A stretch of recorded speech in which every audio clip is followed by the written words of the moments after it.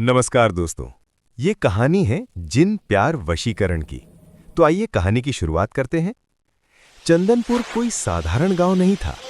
दिन में ये मिट्टी, खेतों और हंसते बच्चों का गांव लगता था, लेकिन रात होते ही ये गांव सांस रोक लेने वाला डर बन जाता था।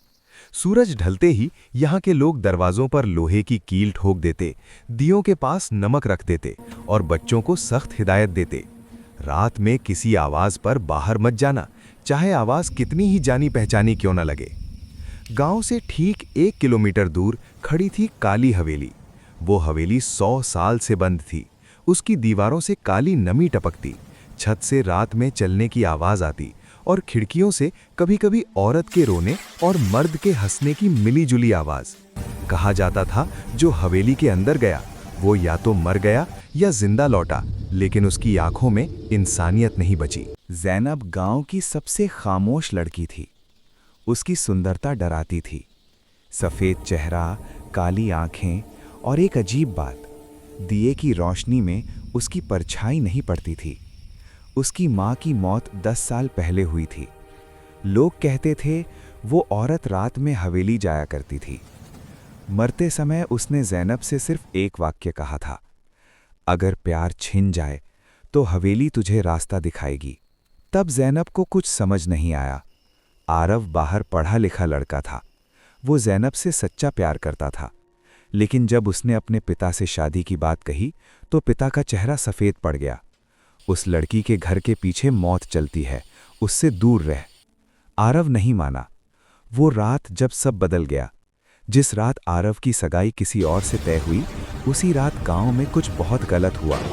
कुत्ते एक साथ रोने लगे, मुर्गे आधी रात बांग देने लगे और ज़ैनब की चीख हवेली तक सुनाई दी। उसने अपने कमरे का आईना तोड़ दिया। कांच के टुकड़ों से हाथ कट गए। खून जमीन पर गिरा। खून गिरते ही जमीन से फुसफुसाहट आई, आ अब आ। अमावस्या की रात ज़ैनब हवेली पहुंची। दरवाज़ा अपने आप खुल गया। अंदर दीवारों पर उल्टे लटके चित्र, जमीन पर सूखे खून के निशान और हवा में गंध सड़ी हुई रूहों की। तभी अंधेरे से आवाज आई, तू वही है जिसकी माँ ने वादा अधूरा छोड़ा। काले धुएं से एक आकृति बनी, आंखें जलती अंगारों जैसी, आवाज जैसे कई लोगों की एक साथ। वो जिन था, मलिक सहर। जिन बोला, प्यार चाहिए तो उसकी आज़ादी छोड़नी होगी। ज़ैनब रोई, गिड़गिड़ाई, लेकिन दिल पत्थर बन चुका था। उसने सिर झुका दिया। हवेली में दिए अपने आप बुझ गए। अगले दिन आरव बीमार पड़ गया। उसकी आंखों के नीचे काले गड्ढे। वो बार बार बड़बड़ाता, कोई मेरी छाती पर बैठा है। रात में वो उठकर हवेली की तरफ चल देता। उसकी सगाई टूट गई। वो ज़ैनब के नाम से पागल हो गया।